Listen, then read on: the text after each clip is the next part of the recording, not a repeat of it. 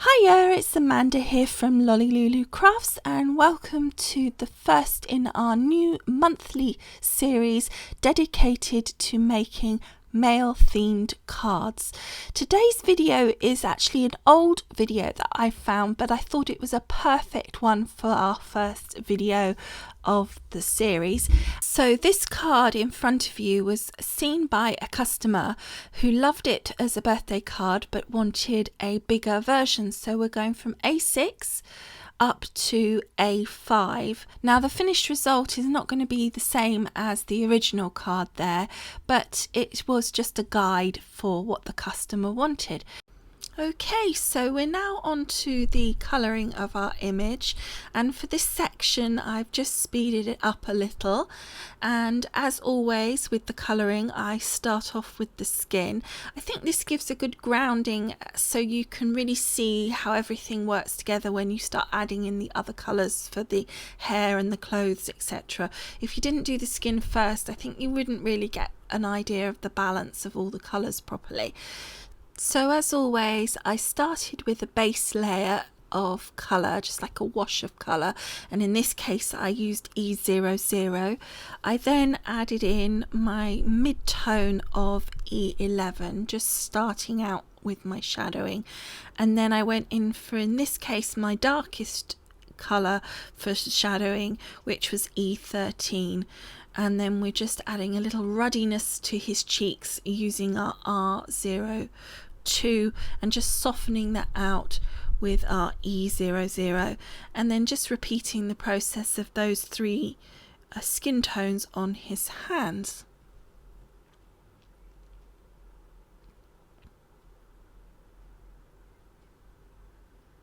Now for his hair, you can see there that I'm using 3 greys, and again just putting down a base layer of the lightest colour and then adding in my shadows.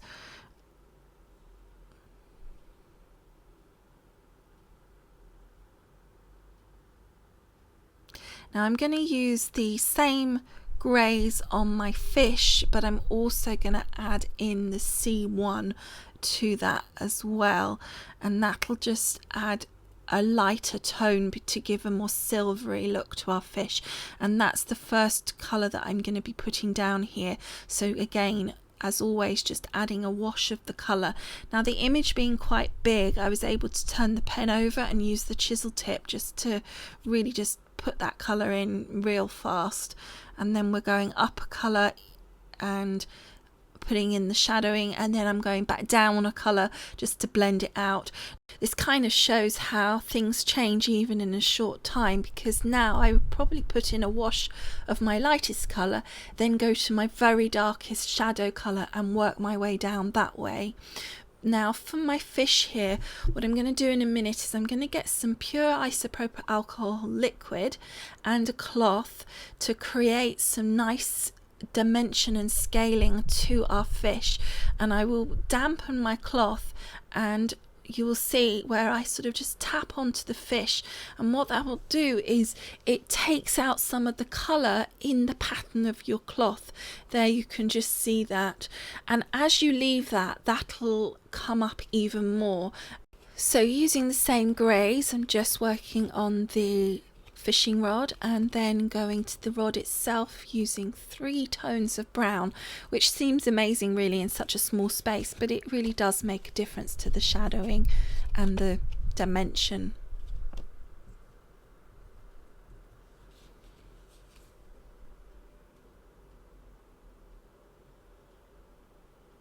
Okay, so now we're going to work on his clothing, and we're kind of going for a camouflage look here. So to create that, I'm going to put my shadowing in underneath the different kind of dots and spots that I'm going to put in for my camouflage fabric, and then I'm going to use that technique that I used on the fish with my alcohol and my cloth. So I'm going to not only put the fabric kind of dots and spots in with the marker pens, but I'm then going to lift some of that colour in and create some sort of fabric look with the alcohol itself.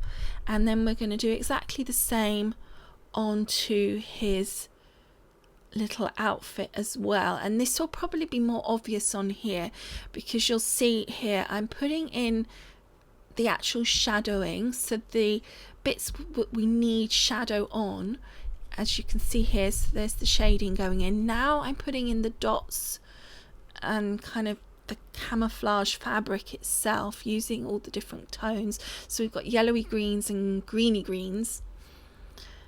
And then at the very end, once I'm happy that I've put all those kind of marks on, and you can see the shadowing coming through, so you get that dimension that you still need, I then will go on with my alcohol and the little cloth and just dot out certain bits of colour, which just lifts that colour and creates even more of that camouflage look to the fabric. And you'll see I'm just going back over the fish at the same time, and it really is very effective at the way it lifts out the colour. It just really makes that fabric look realistic, I think. Bit wobbly there, sorry guys. And now we're going to work on his boots. So we're doing just some brown on the base of the boot, and I'm just adding some shadowing in there using the dark grey.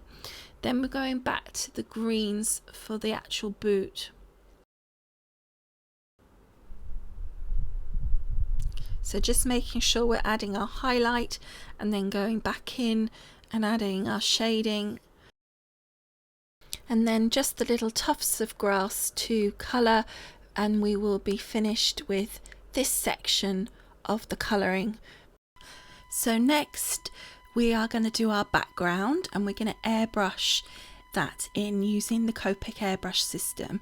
So to do this we need to put our mask down, and so I just printed out another one of the images and cut around it.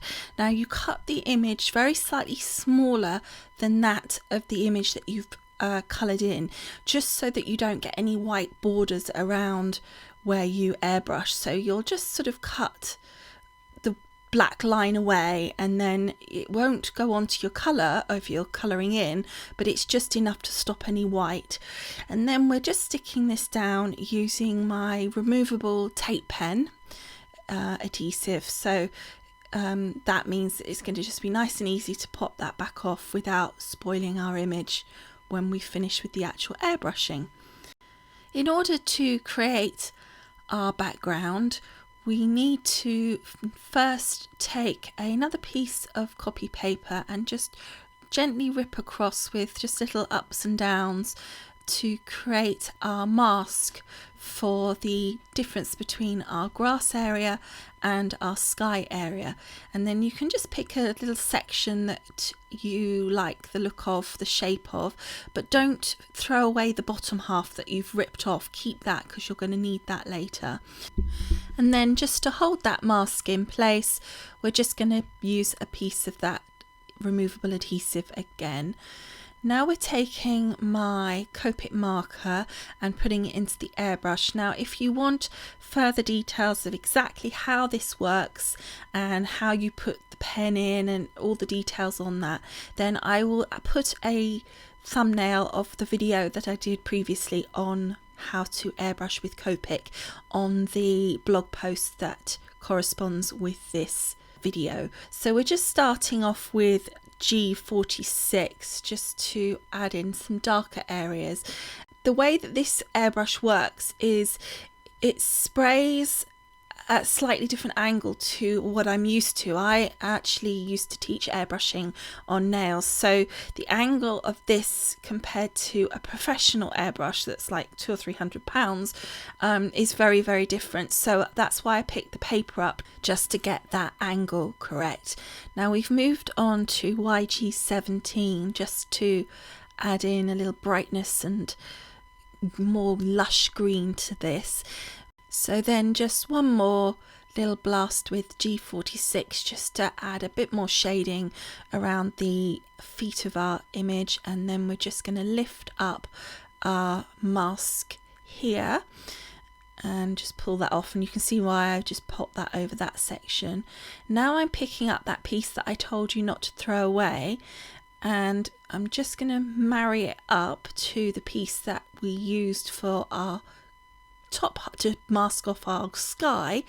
I'm then gonna flip that over so it matches up, so you can see that we've got the exact other half, which means that we have an absolute perfect match for masking off the grass that we just airbrushed in, because obviously that piece is an exact fit for the shape of the grass that we already made. So now we're going over to the sky, and we're going to be using this gorgeous blue B14, and you can see there relatively it looks quite dark, but once we start airbrushing with it, you'll see that actually the colors really do lighten down a lot, and that's because you're taking that pigment and you're blasting air through it, so it's really dispersing it. And obviously you can build up the colour gradually, or you can go closer to your paper to build the intensity. So we're just lifting off our bottom masking now, and you can see now how beautifully even that sky has gone on and just how delicate that is. So now we get to the exciting part, which is the reveal, because we get to lift the masks off.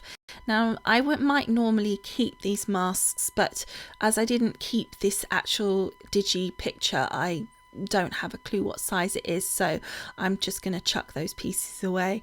But look how amazing that looks, and you can see with that fish and the rest of it how just cutting that masking just that little bit smaller, you can see there's no white lines at all around the edge of our fisherman and his little fish. Okay, so now on to the making of our actual card. And as you can see, I have done some prep work for it already. So I'm starting with an A5 card base in cream cardstock, and I'm going to be working with this pattern paper from K & Company, which I think goes really well with our image. So as always, I just wanted to add a little something to the inside of the card so that it's not completely plain compared to the outside. So now to the front, and again I've done some prep work here.